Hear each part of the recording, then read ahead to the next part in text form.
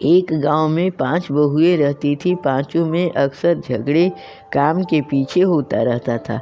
सास की बातों की कोई समझती ही नहीं थी। अब एक लड़का छोटा जो था वह शादी के लायक था, परंतु शादी का रिश्ता ही नहीं आ रहा था।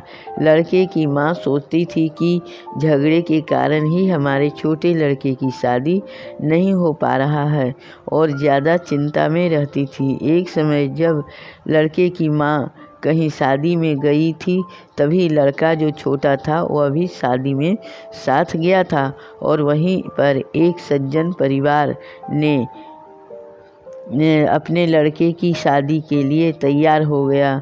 शादी की तारीख पक्की हो गई और शादी समय आने पर हो गई।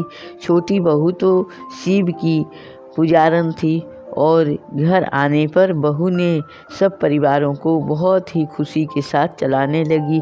बड़े ही सम्मान तथा छोटे को प्यार से व्यवहार करती थी। सास ससुर के हर बातों का ख्याल रखती थी।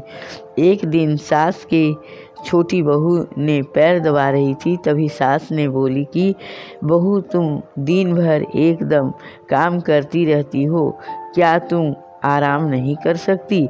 मैं यह देखकर हैरान रहती हूँ। मेरा सेवा नहीं किया करो, आराम कर लो, कुछ समय तो बच जाएगा। तभी बहू बहुत ही प्रेम भरी शब्दों में बोली कि माँ जी, हमारा सौभाग्य मिला है आप लोगों का सेवा करने का। शिव गुरु से यही शिक्षा मिलता है, सेवा ही हमारा धर्म है, सुमिरन भक्ति ही हमारा पहला कर्तव्य है। हमें आनंद आता है यह सब करने में। तभी सास ने सभी बहुओं को बुलाकर बोली कि यह क्या कहती है? तभी छोटी बहू ने कही कि किसी से सेवा नहीं करवानी चाहिए, बल्कि सेवा करके पुण्य कमानी चाहिए। इसलिए मैं सबों को सेवा बड़े प्रेम से करती हूँ। और वह बहू हर सोमवार को सभी परिवारों के साथ शिव चर्चा करती थी।